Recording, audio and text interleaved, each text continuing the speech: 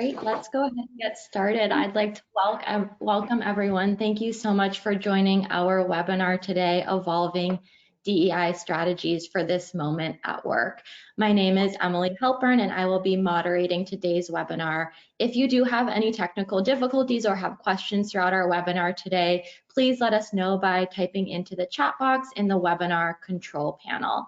We do have closed captions available and you can request those by visiting everfi.com/captions/ and have provided the link to that on the slide in front of you, and we'll also put that link in the chat box as well.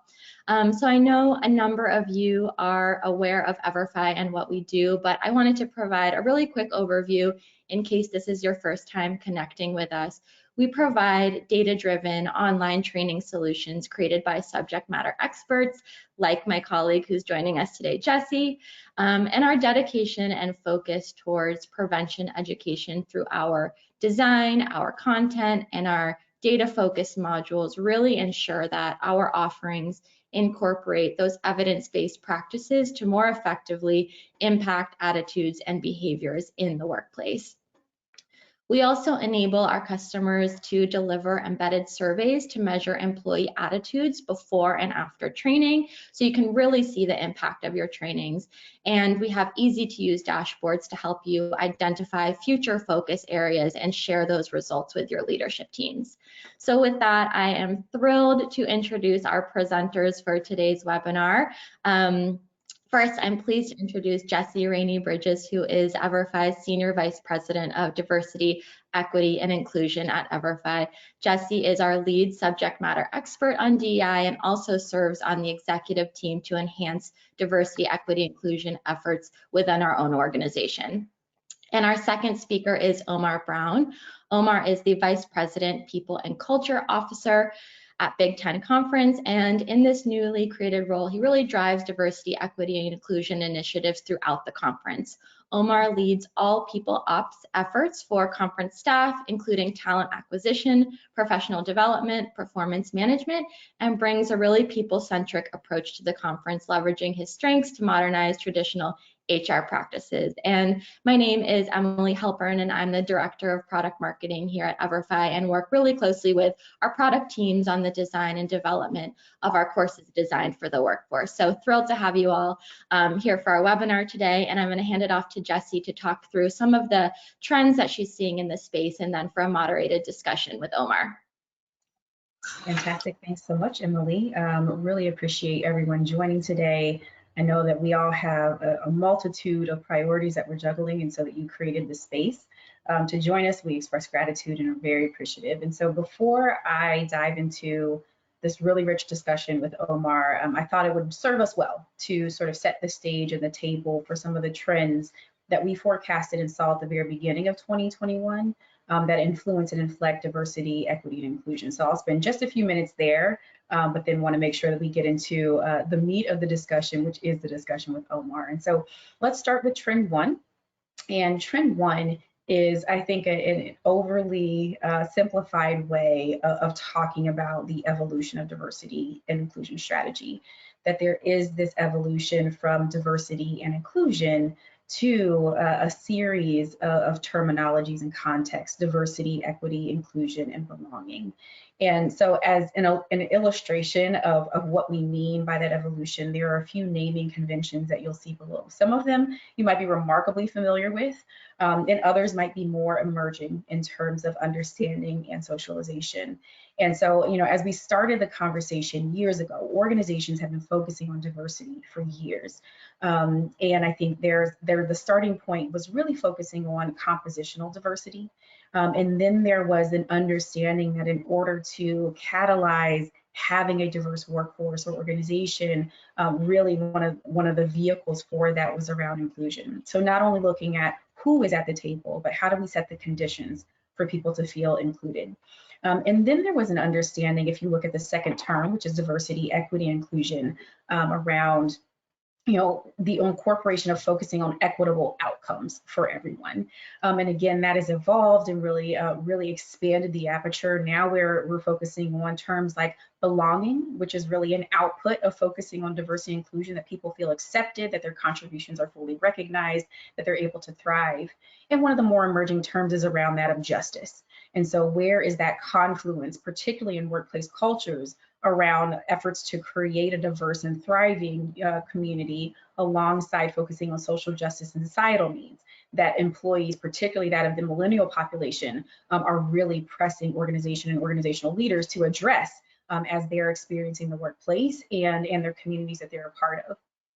The second trend that we've noticed is that the focus on DEI, and this is a conversation that Omar and I have been having, is that there's an expansion of the aperture of what is the scope and the responsibility of someone who is in a DEI capacity or in office, or really kind of the organizational priority around diversity and inclusion. And while that's traditionally sat within the function of human resources or talent, really focusing on those employee experience milestones like talent acquisition and talent management, what we're seeing is really an evolution in very good ways in integration, in the lens of a term that I like to use, and a mentor and I really kind of decided on this term in my last role, is that diversity is not a thing we do, it's how we do all things. And the necessary components to moving from a diversity being the thing you do that's sort of pocketed within the HR function into really influencing the programs, products, and services that an organization produces, how people interact with and engage with each other, and how they incorporate a lens of DEI into how they do their work, is really where we're seeing an emerging trend and also a distinctive need to support skill and capacity building. The third trend that we're seeing is, to that last point, that training is critical as a part of these overall initiatives and efforts. And so we can move on to that third trend. What you're seeing is that training is now more important than ever. It's not just a matter of how do I do my job and how do I do that through a lens of diversity, equity, and inclusion, but how do I, in a competency-based way, interact with a diverse team within an increasingly diverse workforce, and that's a competency to be built. It is a skill set, much like a coder or someone who's in development needs to learn Python code. They need to learn JavaScript. They also need to learn how to collaborate across differences. And so we did a survey of over 150 of our current partners and said, in order to build this skill set, to build this muscle around being able to collaborate across differences, value diversity, focus and be an ally towards inclusion, what is it that you need from a topical perspective? And what you see listed below are a variety of the prioritized focus areas that our partners said back to us are critical in terms of building this muscle, if you will. A focus on allyship from a behavioral and skill set standpoint. I think folks are at the place where they understand conceptually what allies are, but what do allies do? And building the muscle around that. What is the evolution in the spectrum of allyship? Focusing on building an anti-racist workplace, an evergreen focus on the impact of bias in our decision-making and how we interact with each other. And then also we heard a really distinctive call to action in supporting those who are in leadership capacities, and understanding that leadership is really kind of broadly defined, not only as managers of people, but also managers of process and influence. And in addition to that, because microaggressions, as an example, are one of the most frequently occurring acts of disrespect that can undermine a culture of inclusion, having a focus on not only raising awareness around what microaggressions are, but then also how do you interrupt them? How do you understand the intention versus impact that microaggressions can have? And so all of these trends together have really moved us towards understanding, and we can move on to the next slide, that a focus on DEI isn't just about training, but it's part of a larger strategy. And so what you see displayed here is a framework that Everfi uses called the Prevention Impact Framework, because in order to move the dial, if you will, to progress along the journey, as many organizations are trying to do and really having a dedicated focus on, we recognize that programming, training, critical conversations, crucial conversations, town halls and dialogues are an elemental part and a very integral part of the programming structure. But organizations can't necessarily stop there. In order to truly make progress, and this is where I'm really excited to talk to Omar, there is the infrastructure of the organization in addition to training up those interpersonal skills. There's a focus on critical processes as well as policies. Things like your parental leave policies, and are those equitable? Have you looked at your hiring processes and the protocols by which you put in bias mitigation checks, if you will? And then is that approach and is that strategy data informed and data backed? Lots of organizations are focusing now on, a strategic plan that spans across 18 months to 3 to 5 years and making investments accordingly. And then also we can't ignore the critical nature of institutionalization, the governance infrastructure, which I know, Omar, you have a strong opinion and perspective about, but then also making sure that there are adequate resources to make sure that that structure, that strategy is sustainable over time.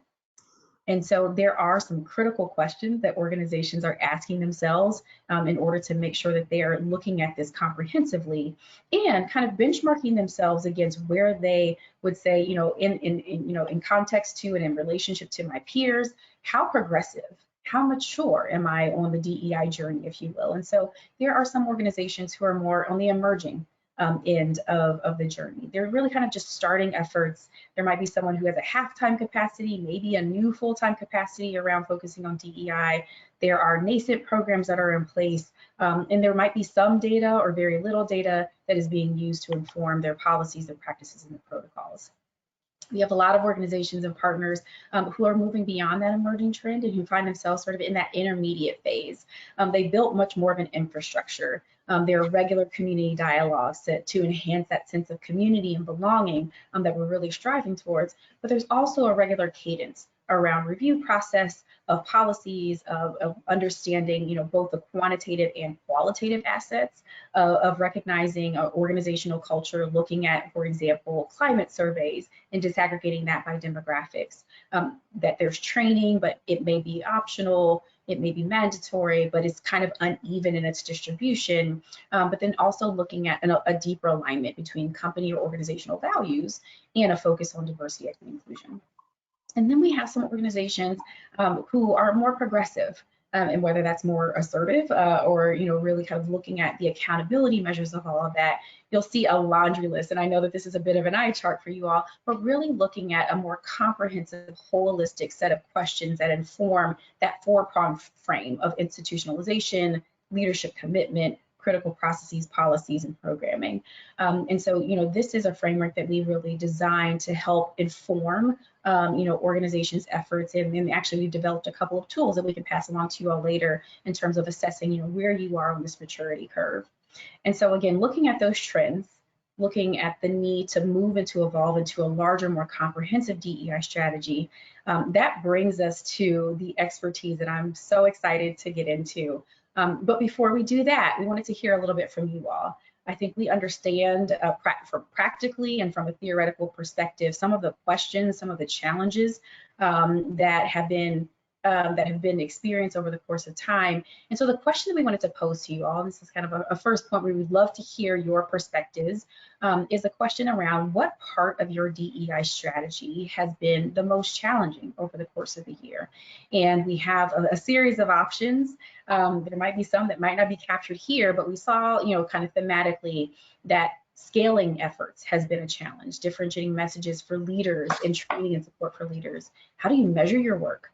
Communicating those results or building sustainability around your program. So we'd love to open up the poll now to hear from you all to select, which of these, if you had to prioritize one, has been the most challenging part of implementing and executing on your DEI strategy over the past year. So if you all can open up the poll now, we'll allow people to participate.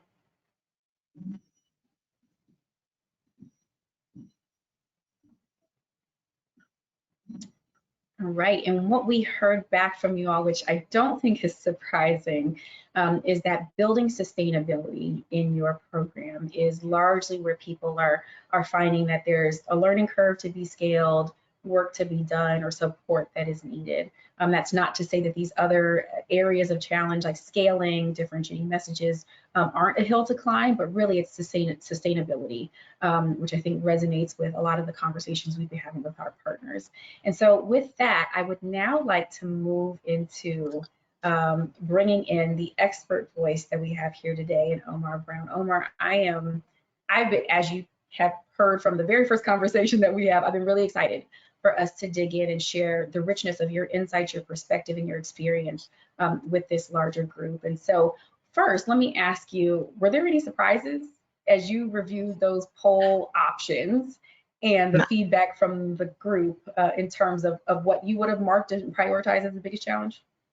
No, I didn't respond, but I was going to say the same thing, that building the sustainable program has to be the toughest part. And, we've talked about it a little bit, that the world of diversity is always shifting, but there's been a major shift in the last few years where if you don't have a chief diversity officer or a diversity leader in your organization, it's almost like you're behind. But the struggle has been, we've identified and organizations have hired or tapped someone to be that role, but I don't know if we've given them the tools to make it sustainable. And so I even feel like last year, it was a lot easier to do diversity programming and to talk about it. And this year, the challenge is already beginning.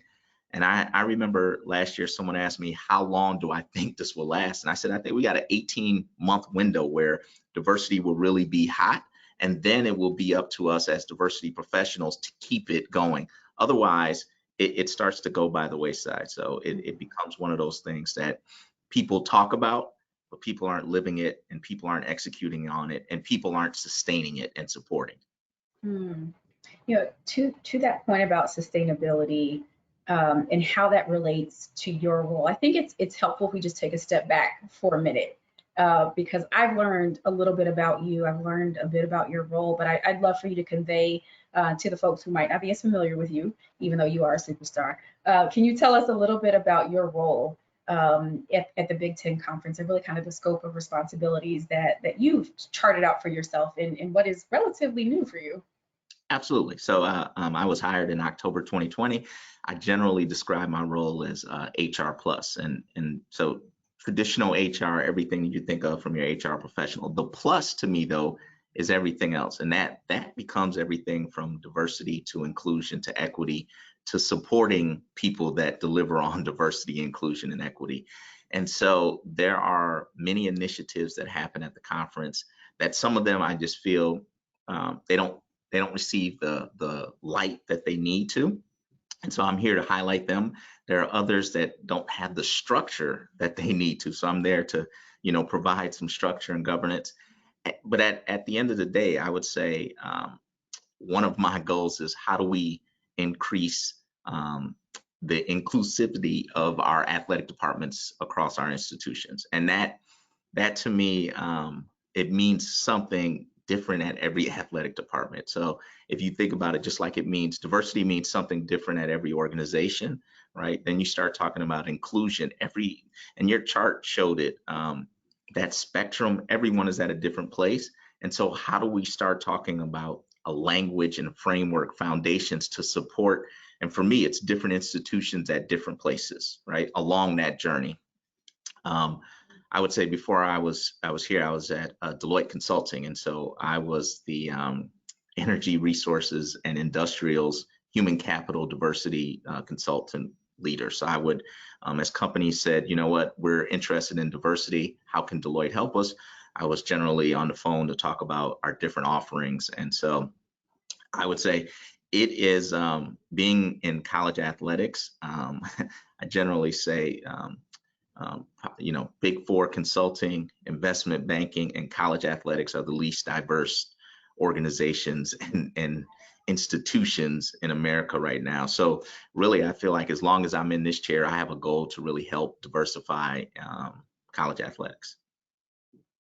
It's powerful. It's powerful. I want to dig into something a little bit because your role and your organization is quite distinctive, but I think there's some interesting parallels to other organizations. The Big Ten Conference in and of itself, as I've learned, is a relatively small organization when it comes to full-time headcount, but you sit within a really complex matrix ecosystem of athletic departments and institutions that you're working and partnering with alongside, that you're providing governance and suggestion and advice to. And so the scale of impact is much larger than the number of people who are working as a part of the conference. And so I'd love to dig into that a little bit more in terms of knowing that institutions and administrations are at different points in that emerging journey. They're starting with different definitions. there's a lot of variety, if you will, in the segmentations of the ecosystem that you support. How have you been able to wrap a cohesive strategy around such a matrix and diversified ecosystem of organizations that you're supporting? So I would say one thing that's helped me is before I got here, there was the commissioner. So let me back. The commissioner is the first Black Power 5 commissioner. So Power 5, Autonomy 5 is the 5 largest athletic conferences, SEC, Big 10, Pac-12, ACC, Big 12.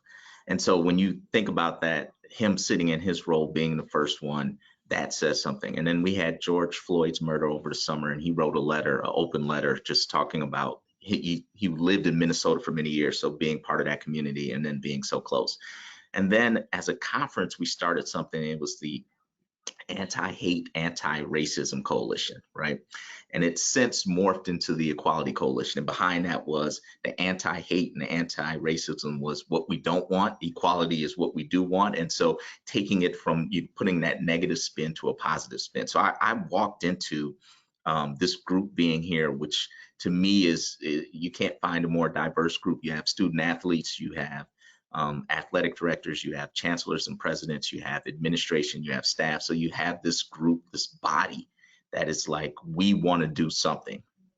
And so having that helps me when you talk about how can I connect across 14 different campuses? How can I connect? We have everything from University of Iowa, which, diversity means something different there. Then you can think about somewhere like I live in Evanston, so Northwestern is suburb of Chicago, different lens. And so for a couple things I've tried to do, Jesse, one is understand the different stakeholder groups that we have across the campuses. And so you can find me weekly. Sometime I'm on the HR call. Sometime I'm on the diversity leaders call, which we call the diversity roundtable now. But there's also the student athlete development leaders. And these are the ones that are working very closely with our student athletes. They hear our student athletes' concerns, their pains, their joys and their fears. And so connecting, like for me, I walked in and I said, man, there's like something like missing, because these groups all have similar goals. They're all fighting for similar things, but they're not connected. And so I've come in to try to be that connection to make those groups really come together and put some, and I say this, and I didn't know when I became like a governance structure person, but I'm a governance structure person, and try to put some governance and structure around it. Whether it's for our diversity roundtable, it's really about helping support them as practitioners. Like doing diversity work is heavy work. And I think, people that aren't doing it every day, you see these people, but you don't understand the heavy load that they carry when they're, either doing trainings, having meetings, or tough enough trying to convince leadership that change is necessary, trying to convince someone that the return on investment that we're asking for is worth it. That's heavy work. And a lot of times these professionals, they don't have an outlet of who else can I talk to that understands this struggle. And so putting that roundtable together was really about how can I help our diversity leaders among our institutions come together. They have, like I said, similar challenges, but like your chart showed, different places. And so we have individuals who are diversity professionals that have been doing it for 20 years. We have individuals who were tapped on the shoulder and said, we'd like you to lead this. And so coming together, it's been one of those beautiful things. And we're just getting started is what I would say, but it's been a beautiful thing of seeing the interconnection between them. Talk to me a little bit more about when you became the governance and structure person, as you highlighted, because again, I think that's where many organizations find themselves is, okay, I've come in as a professional, or we as an organization and an institution have decided that there are going to be North Stars or compass points to our efforts. And those sit at the enterprise level. But the cascading of accountability is where there's oftentimes a gap because of scalability, because of sustainability, because of being the one person who might be in a half-time capacity. Can you talk about how you leveraged the concepts of governance and structure and scalability to really span the efforts across the organization? Yes. So, I think you hit on it. I feel like someone said this to me not too long ago. They said that I'm responsible for the culture of the Big Ten Conference. And I had to stop them. I was like, look, if Omar is responsible for the complete culture, we're in a problem. Well, there's a problem. We should be concerned. It's not one person. And I feel like the same thing happens to diversity professionals. They're responsible for the diversity of the organization. It's not sustainable. It's not even, to me, it's not possible. And that's where you get into governance and infrastructure. And that's really about how do you support a professional to execute on your diversity goals and missions and programs.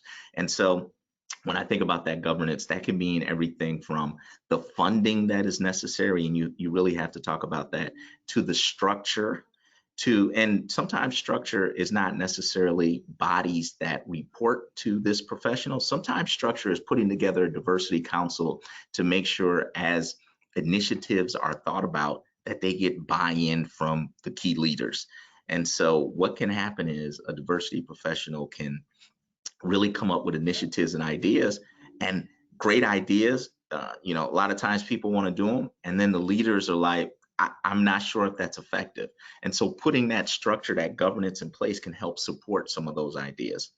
I think, I don't know what this is, I'll just say that this is on my mind from a diversity perspective. I've been thinking about the analytics piece of it. And, as you think about your strategies and as you think about how, analytics should really drive the strategy and the decision making and the levers that you're deciding to pull. And I don't know, I'm gonna just say this real quick. I think about companies talk about diverse leaders, like a lack of diverse leaders. And so when you hear that as a problem, right, you think of like, we can just solve that by hiring more diversity. And I challenge you and say, go look at the data and make sure that that is the problem. Because I would say, and I'm a talent guy, so I just feel like hiring is not that hard, right? That it's to me relatively easy to find diverse talent if you're looking for it. So if you don't have diverse leaders, though, it might not be hiring. You have to take the step back to say, is it our retention policy, right? How are we retaining diverse talent? Are we promoting diverse talent, right? Or are we hiring? So there's several levers, and really taking that step back when you think about it. Governance and infrastructure is understanding your data. Get your data first before you start deciding what you want to do. That's fantastic. And the analytics piece of that is critically important. Having a data set. And again, I said this a little bit earlier, and you drill down on it. Quantitative and qualitative data are both critically important. So it's certainly to see the demographic cuts is compositional, but then to hear the stories and the narratives, as you talked about, the different committees that you sit a part of is equally important in hearing the story behind the numbers. My mind is going in 3 separate directions based on everything that you said. So I'm going to try and be as focused as possible, because I'm really enjoying this conversation. But I guarantee you there are people who are a part of this audience now who, when you said hiring is not that hard, and hiring people who bring a diversity of perspectives is not that hard, they sat back in their chairs and said, well, then tell us how to do it. Because I would say there are probably a couple of challenges around talent pipeline that people really struggle with, in addition to convincing leadership. And so if we can find a way to address both of those, give us 3 quick tips, because if it's easy, then we would love for you to share on the innovation that you've applied to talent acquisition. And then how does that translate to getting leadership buy-in? And how have you been able to effectively kind of have all boats row in the same direction when it comes to leadership commitment and engagement? So great question. I would say the leadership buy-in comes from that analytics. And when you can interview to your workforce and have them talk about, especially your diverse workforce, what does it look like to be successful? How can I be successful? And especially when you talk to the successful ones, and they'll tell you part of their success is, diversity and being diverse, and really going out and get them talent.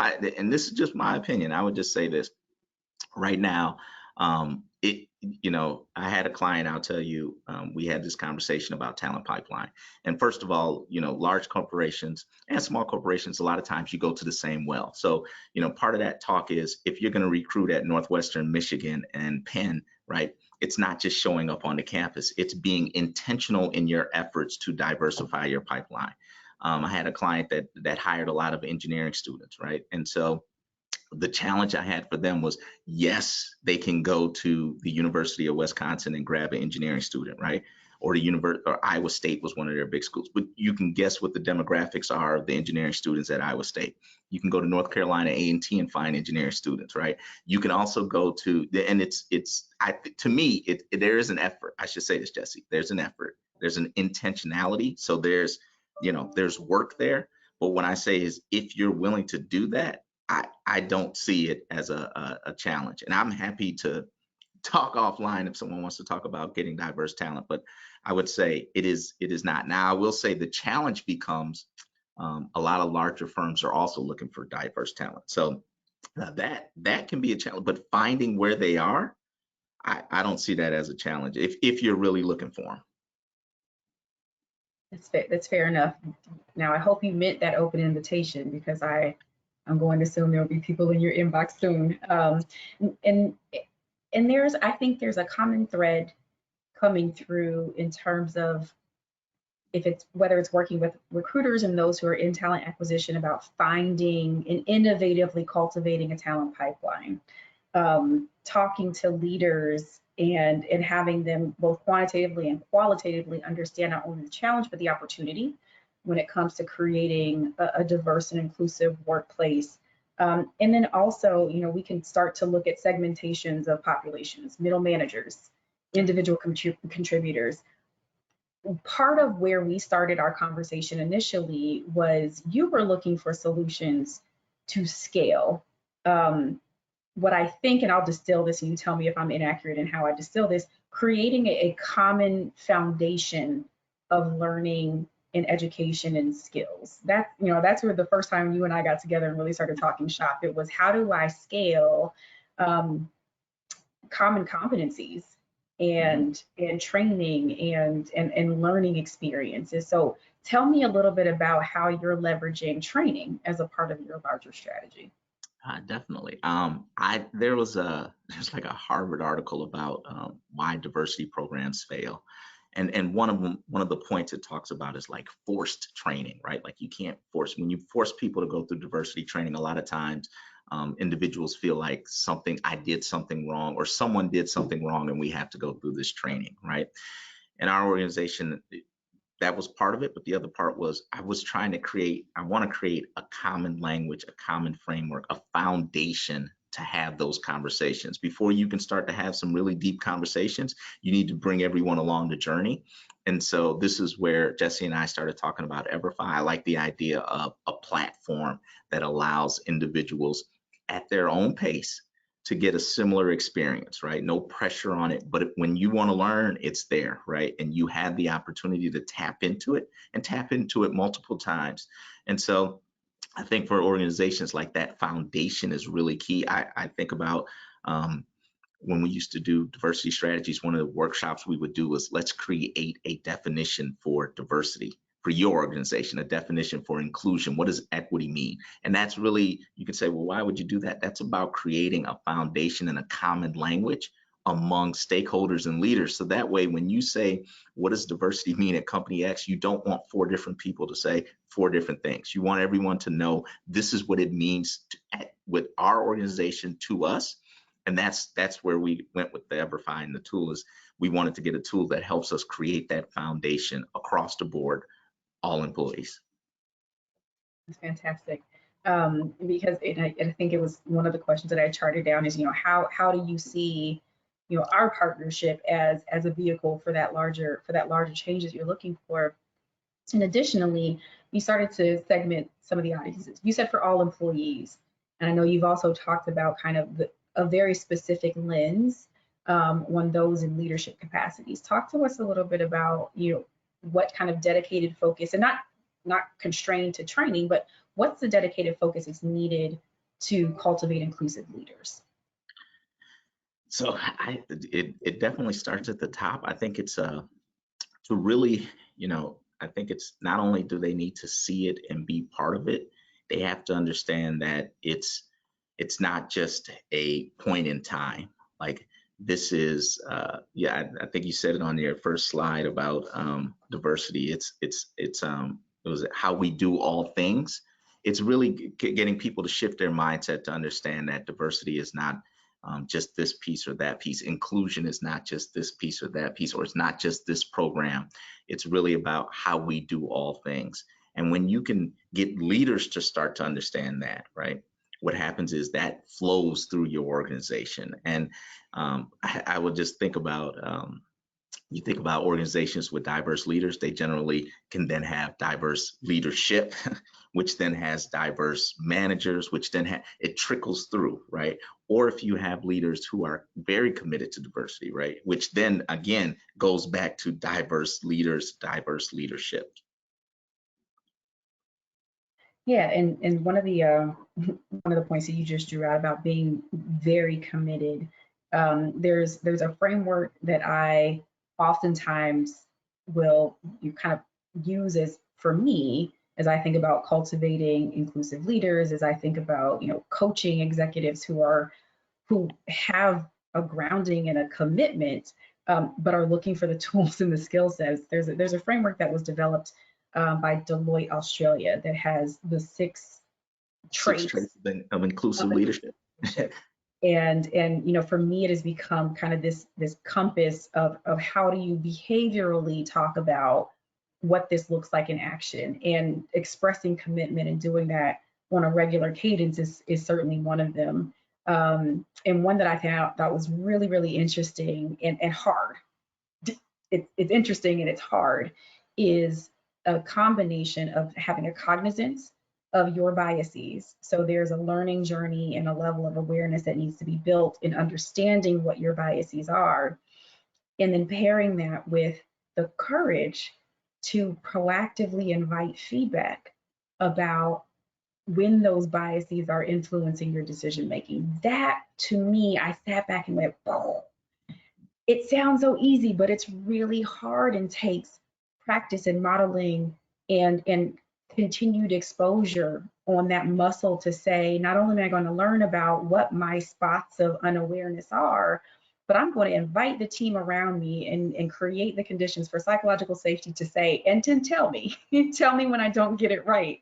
I just thought that was so powerful. And coming out of that research it was those two components together, which were the main drivers of being demonstrably an inclusive leader. And again, I think about the vulnerability that takes, and it makes me a little uncomfortable. and you and I have been doing this work for years. But as you're thinking about that kind of model of leadership, anything else you want to say about how you see training or learning experiences playing into that effort? So I don't know why self-awareness is the first word that I think about, but what I will say is I think about the commissioner. He is vulnerable. Like when he is in large groups, he is willing to be vulnerable. And as a leader, when you see this powerful, influential man who is vulnerable and he can talk about whether it's his upbringing or his family situation or just how he feels in the moment, like that piece of vulnerability allows others to be vulnerable, and it encourages us to be vulnerable. And then it's a piece around really understanding that part of being a leader is being able to support people at different places. And when they, different people need to hear different things and see different things in order to understand how to be successful. And so a lot of times as leaders, we want people to see not necessarily the hard charging, but like I can get it done and I can do the work. And so it's different for people to understand and see that vulnerability, or that it's okay. I had a leader one time said this, and he talked about his culture. He's a CEO. I'll say a large company CEO. And what he told me was, we were talking about the culture of the company. And what he said was he made a large mistake before he was CEO that the company is still trying to fix.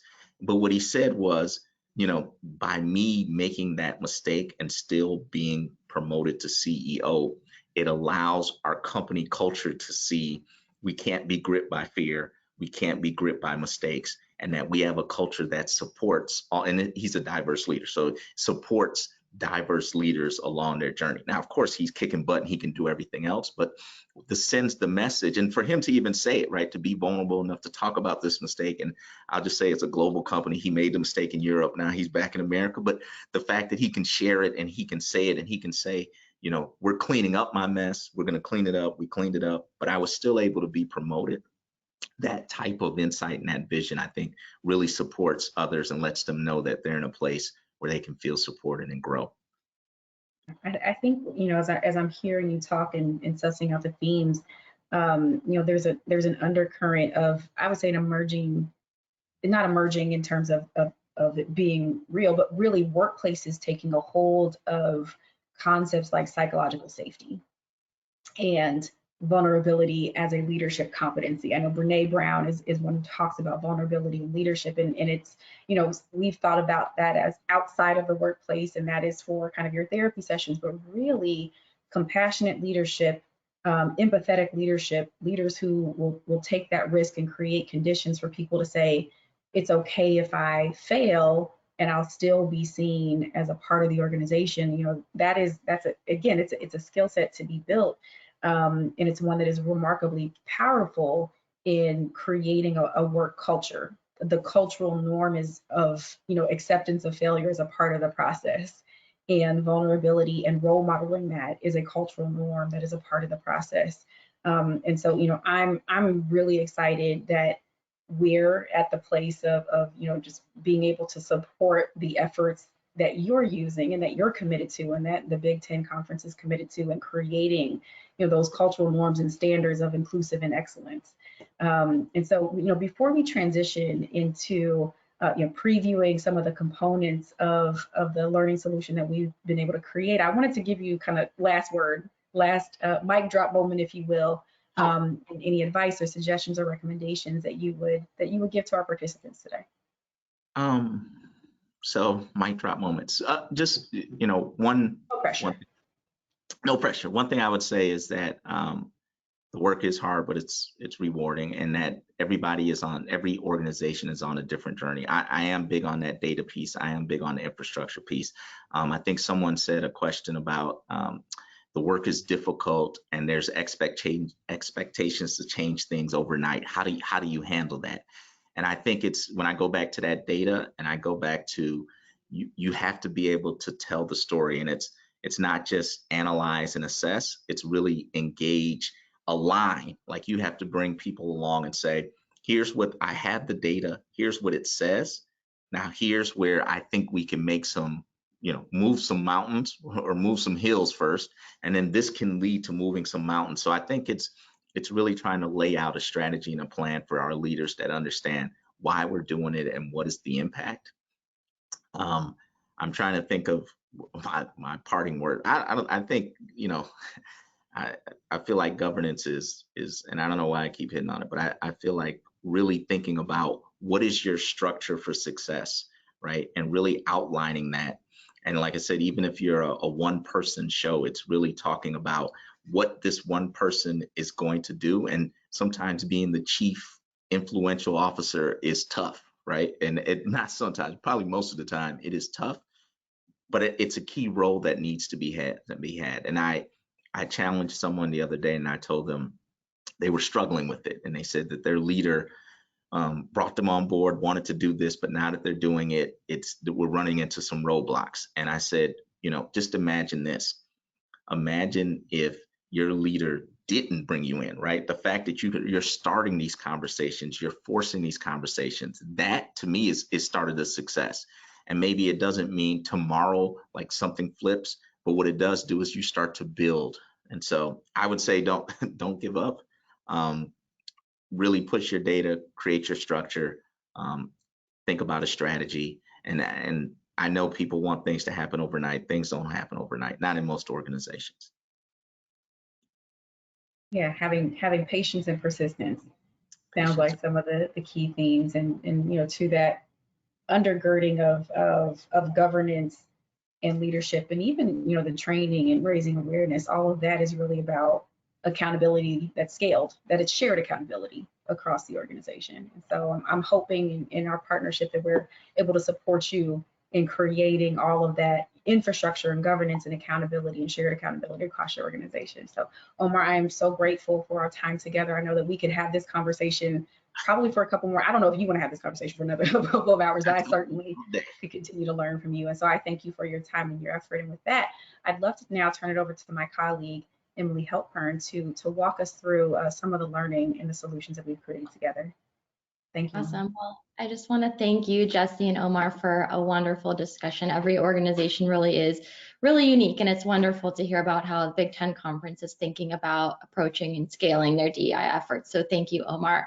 And great to hear your perspectives on really the importance of leadership in the conversation. There were some great questions submitted about bringing leaders along this journey, and I'd love to get to those in the Q&A and also show how we've built some of our content to address just that. So before we do dive into the Q&A, I'd like to take the next 5 or 10 minutes to preview Everfi's new diversity, inclusion, and belonging course suite, which is actually launching very soon. I'm thrilled, and thanks in large part to Jesse's amazing efforts.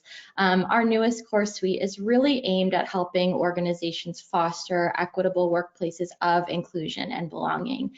And we are launching with 2 new courses, so one for all employees and a dedicated course for leaders, which I'll talk a little bit more about in just a bit.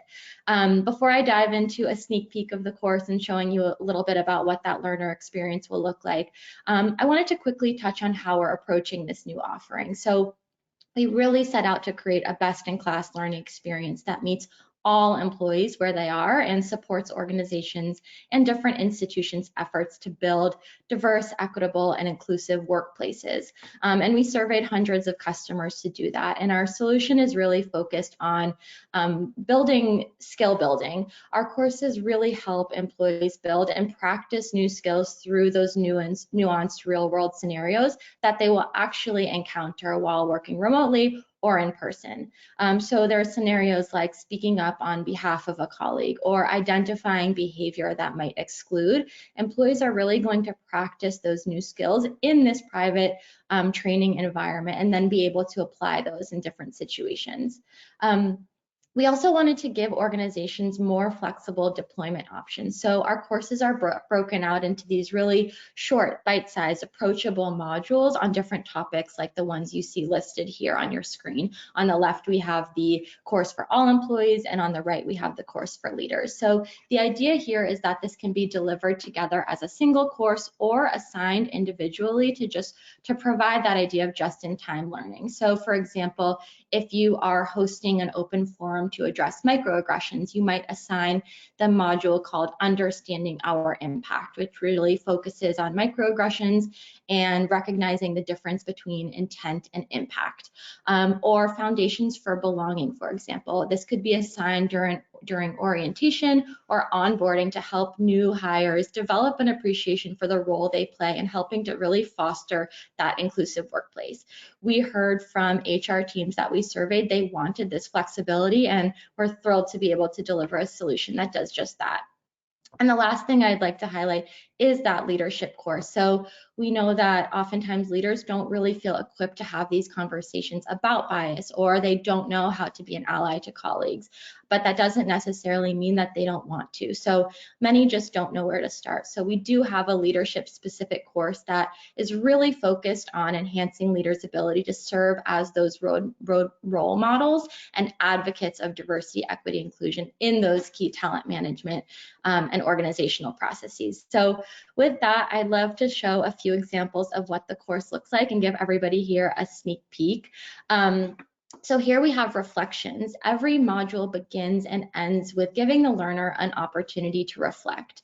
The questions at the reflection moments at the beginning of each module are really aimed at priming the learner to engage by having them reflect on their personal experience, their personal beliefs, and doing so really helping to cultivate that engagement and attachment to the content and the topic at hand, while also guiding them to think about this information in new and different ways.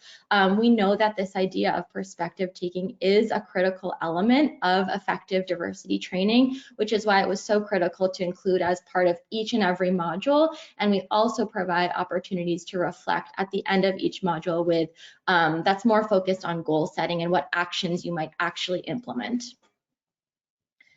So each module also defines key concepts and terms. And Omar, you talked about having this shared language, and that's exactly what this piece of each module aims to do. Our courses are designed for all learners, and that means that we're not assuming that everyone is familiar with or thinking about these concepts and terms in the same way. So by providing these definitions of terms, phrases, different concepts that are going to be used throughout the course, we're really hoping and helping ensure that every learner is coming to that conversation with a common understanding and allowing them to engage with the content and engage in the workplace more confidently. So really, again, it's aiming to create that shared vocabulary, that shared language to support future learning opportunities that might be part of your DEI strategy. And then finally, each module also has interactive scenarios. So we know in order for training to be effective, it can't just be about information sharing. It really needs to focus on actually helping employees build and practice new skills, going back to that idea of behavior change and skill building. So the scenarios included in each of our course modules are one of the key ways that we're building those knowledge and skills through application and practice. So the scenarios we've included in each and every one of the modules are really realistic, using real world situations that we hope will resonate with all learners, again, no matter where they are in their learning journey. They're current. Some of them are set in a hybrid work environment, for example. And they're nuanced, so they really reflect the complexity of how individuals often face and experience these topics and issues in the work setting. So the scenario you're seeing here, which is called Remote Possibilities, is from one of the modules in the course for leaders specifically, and it's really relevant for organizations right now that have dispersed work environments and have more remote employees. And I mentioned the scenarios from the leader course. Called Your Role as a Leader, where we teach various techniques for being an inclusive leader and using that position of influence to support inclusive and equitable policies, practices, and decisions. And finally, each of our course modules feature incredibly engaging videos. We've included a combination of live action, expert interviews, professionals, and animated videos aimed at really bringing those scenarios to life for learners. So that was a really quick sneak peek of the course, which I am really thrilled about. And now we have about 8 minutes left for our Q&A. So I think we'll take 2 or 3 questions from the audience, and we hope you'll stick with us. But before we do that, I would like to put up one more poll question. We would love to talk more with you about your workplace culture efforts and ways that we may be able to support those. So please take a moment to respond to this poll if you're interested in connecting with a member of our team. And for the last couple minutes, we'll take a couple of questions that were submitted from the audience.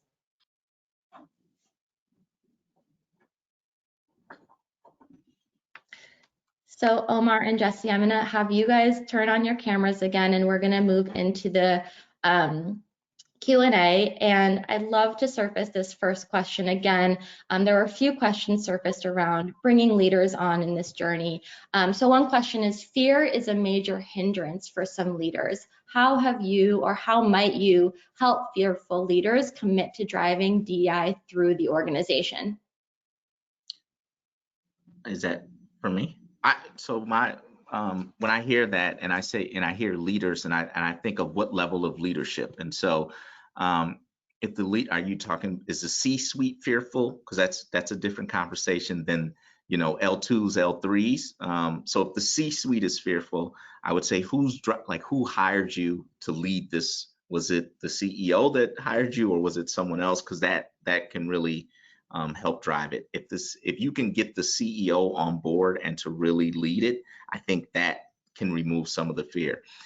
If not, if you can find a champion among the C-suite, if that's where the fear is, so that way it is not just you presenting and talking. It's this other person sort of navigating behind the scenes, telling your story. If it's L2s, L3s, L4s, so now we're going lower in the leadership.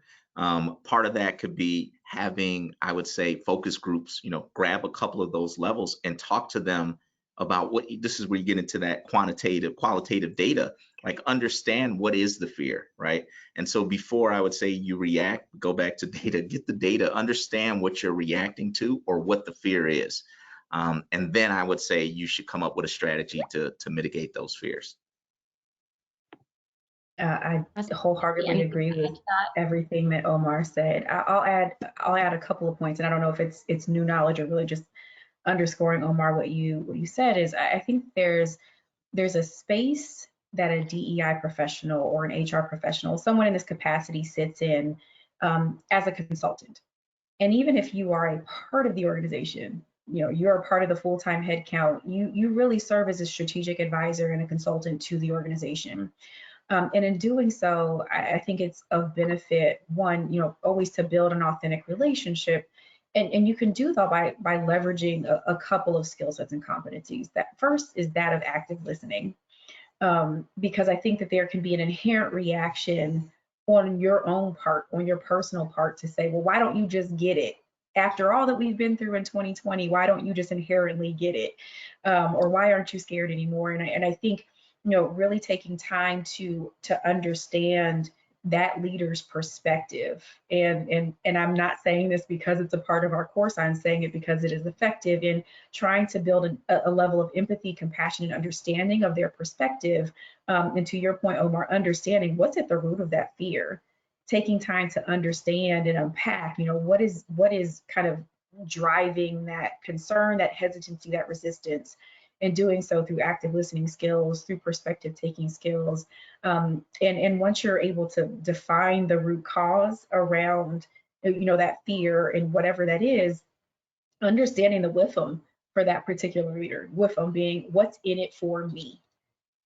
So if we can get into the habit of change management, and one of my favorite books, because it involves penguins, is Our Iceberg is Melting by John Cotter. It's a 5 kind of pronged framework around change management. And part of that is understanding and addressing the fear, but then also cultivating the value proposition. So on the other side of this fear, what is compelling in terms of what's in it for you as an organizational leader and as the organization overall? If we say that some of our values organizationally align to that of inclusion and diversity, well, then we're acting in accordance with our organizational values. And so I think, not that I'm saying go out and become a trained therapist or a counselor, but there are those skill sets of soft skills that are really becoming core leadership competencies that you should tap into. And it's kind of trying to meet them where they are, understanding their perspective, addressing the root cause fear, and then really articulating quantitatively and qualitatively the what's in it for me. On the other side of this fear, we are going to be better as individuals, as an organization, to our organizational priorities, values, and goals, if we make this change cohesively and together. Great, thank you both. I want to go back to something we were talking about a little bit in the discussion. Omar, you talked about data as it relates to hiring. I'm wondering, Jesse, if you can speak to other ways that you've seen organizations use data to either make the case for or scale their DEI strategies. Yeah, I'm also, when Omar said data, I wanted to fist pump, but I did it kind of off screen. I'm a big fan of data, and again, I think there's a balance of quantitative and qualitative data. The quantitative components are relatively measurable. Many of them are. If you think about your talent pipeline, you could pull that from your applicant tracking system. If you're looking at your attrition metrics or your promotion rates, you can pull that from your HRIS. And that tells you a story. It also gives you a springboard to do a forecasting analysis. I say that with the confidence of a workforce analyst. I'm not a workforce analyst, but you should go get one to say, based on where we are and the trends that we're seeing from this quantitative data, here's where we can be with dedicated effort. The qualitative data that becomes, for me, remarkably important are things like your engagement surveys, where people are telling that story of their experience through their lens within the organization. And so looking at that data, breaking it down demographically by the metrics that you're able to collect, and then also looking for outside sources of assessing climate. That's one of the things that I feel really strongly about within our solution, is that we have workplace insights where you're able to say, based on people, learners going through this experience, we have an understanding of what knowledge they gained, what skill sets they've acquired, what behaviors have been changed, but then also where are the opportunities for us to dig in more? Because more than likely you're building out a training or a learning experience calendar, not a one-time event. And so this gives you the ability then to say, where do we need to dig in more? Where are the kind of hot spots of opportunity to build more skills and competencies? In addition to having a climatized understanding of employee experience that can then marry and ladder up to a larger climate survey. Can I just add, there's a question about dashboards, and I just want to say that there's a piece around, I would say there's no one size fits all dashboard to measure your progress. And so when I see that question, what are the critical data points? That's where we go back to, and Jesse was just hitting on it, that qualitative and quantitative data. Let that drive what your dashboards should be, because your dashboard should be measuring your successes and some of your struggles, but you want to let, my first mind was like pay equity, right? You can, if you look at your data and there's a pay equity problem, then you want to start off with, I feel like every first dashboard should be red and there should be a problem, right? You don't want to start all green, because I don't know where you're going to go with that. So you want to start off with a dashboard that says, based on our data, I've identified some gaps. This is what I want to measure, because I want to measure my progress. So if it's hiring, right? Like we're not bringing in, our pipeline is not diverse. You want to put that down, I think, as part of your dashboard to show this is a problem. And then hopefully you're saying, so our solution is we're going to, increase it. If it's promotion, right? If it's trainings, if people are not attending your trainings, right? You want to put it down that we have this great training tool and 2 people attended last year. And so now we're going to have a strategy to increase. And so those should be the data points. I would push you to say the data points that you want to measure are places where you're struggling.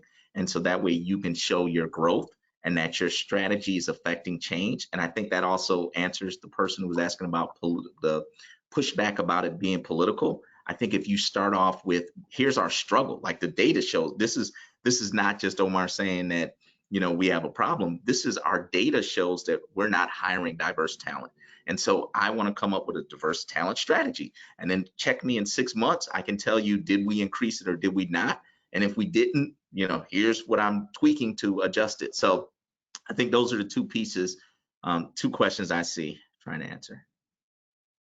Awesome. Well, I know we're a couple minutes over time. Jesse, you gave Omar a mic drop last comment, so I'll give you the final word if there's any kind of piece of advice you want to give to the audience about getting started or progressing on this journey.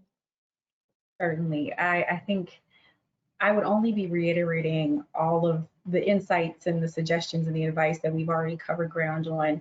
The one thing that I don't want to ignore in this work, and Omar, you said it a little bit earlier, the work is heavy. Oftentimes in my circles, we'll talk about how diversity work, because it comes from a place oftentimes of a lived experience, can take its pound of flesh.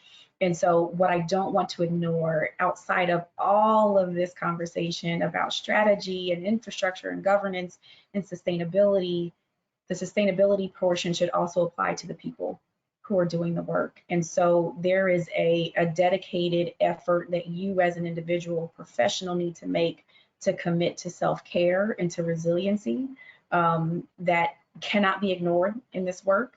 And then also in that, providing the recommendation to those who are volunteering to do the work, your employee resource group leaders, those who have stepped up in as a part of the council. The sustainability should extend itself to how you support the people who are doing the work and dedicating the effort. Yeah, that's a wonderful reminder, and I think sometimes overlooked when we're talking about sustainability. So appreciate that, Jesse. So I want to thank everybody for attending our webinar today. We really hope you enjoyed the session, and a huge thank you, Jesse and Omar, for your time and dedication and prep to all that went into this. For those of you that did ask questions that we didn't fully get to or have follow-ups, we will be in touch after the session, and we'll also be sharing this video recording and slides tomorrow. We will be sending a brief survey when you close the webinar, and would love your feedback. And I appreciate, again, everybody for joining us, and looking forward to continuing the conversations with all of you. Thank you. Thank you all so much. Thank you, Omar. Much appreciated.